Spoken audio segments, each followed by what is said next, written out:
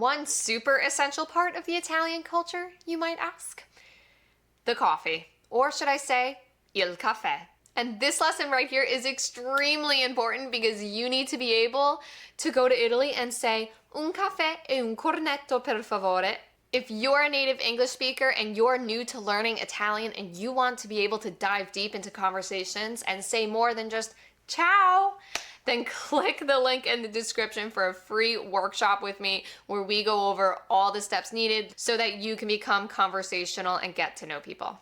Mi chiamo Maria. I'm the founder of the Italian Toolkit Program, and over the years I've helped hundreds of English speakers from saying their very first words to saying their first conversations and be able to really connect with people on a deeper level. So again, that link from the free workshop with me is in the description. Check it out. Before we get into anything, we first need to understand that caffè culture in Italy is very different than coffee culture here in the States. And in Italy, a coffee shop is actually called a bar. And no, it's not the same as a bar here in America. So although in America, a bar is where we would go to have alcohol and drink, a bar in Italy is a place just like a coffee shop where you can get a pastry, a little sandwich, and un caffè. I want you to imagine stepping into a bar in Italy and seeing the people around you. It's a pause in your life. It's not a quick grab and go moment like it is at Starbucks here. People stand at the counter, order an espresso, take a minute to enjoy life, and it's really all about the experience of it. And it's not just about the caffeine. Unlike in the US where you could just order on your phone a Starbucks and then have it be ready and then you drive up and pick it up and go, and it's not like that at all in Italy. It's more of like a standstill and appreciate life moment, if that makes sense. So now that that's cleared up, I'll go over some of the different types of caffè that you can have in Italy. There's a lot, so let's get right into it. First, we have just a regular espresso or espresso. I've never said that, but this is said as un caffè. Un caffè. And this is just your regular single espresso shot. Then we have caffè doppio. So repeat after me. Caffè doppio. That's a double shot. Then we have a caffè ristretto. I'll say that again.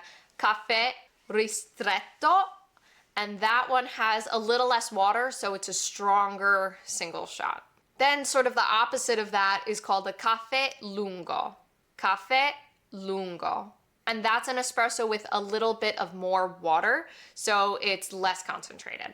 If you like a regular American coffee, then they have a word for that too, although it's slightly different. It's called a caffè americano. Caffè americano.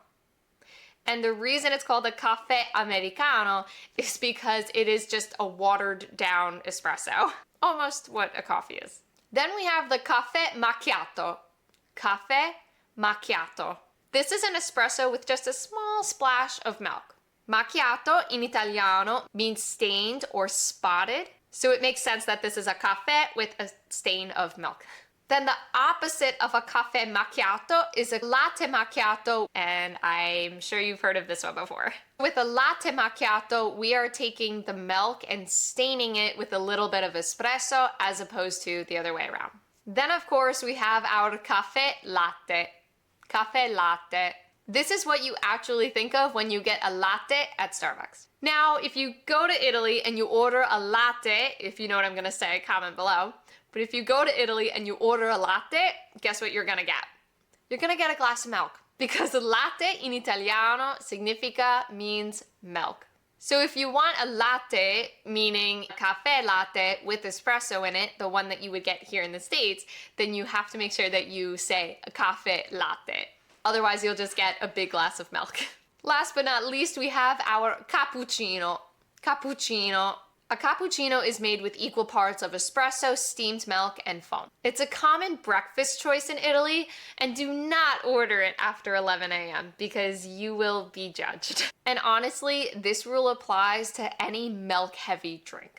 So cappuccinos, caffè latte, latte macchiatos, anything that has a lot of milk in it, you don't want to order after 11 a.m. There are so many options for ordering a coffee or an espresso in Italy. If you have a favorite order, share it below.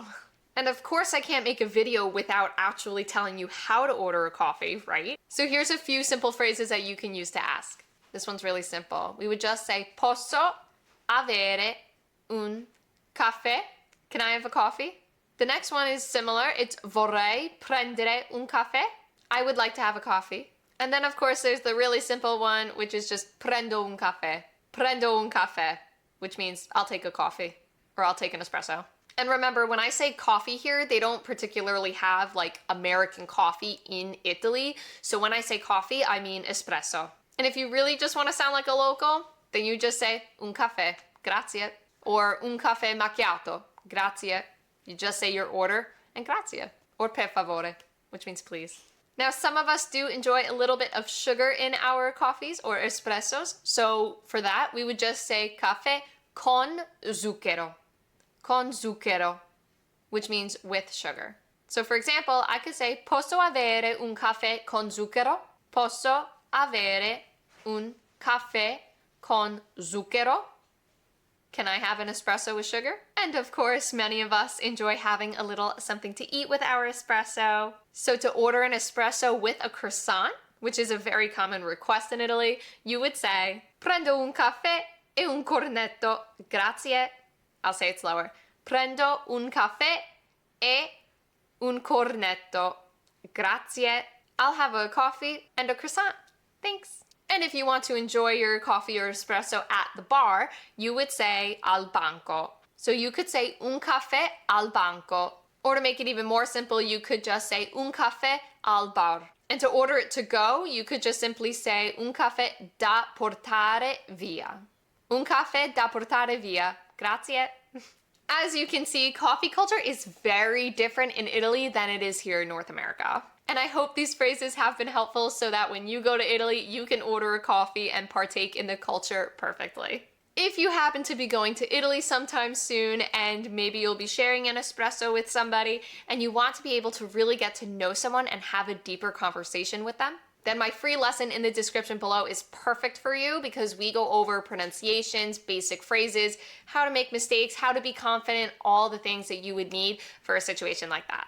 Because you want to learn real, practical, conversational Italian. The link for that is in the description, and like I said, it's full of value and totally free, so why not grab an espresso and enjoy the lesson? Remember to hit subscribe and click the notification bell so you don't miss out when I post a new lesson. And speaking of lessons, if you want to keep your learning streak going and watch the next lesson, you can with this video right here. Grazie per aver guardato e ci vediamo alla prossima. Ciao!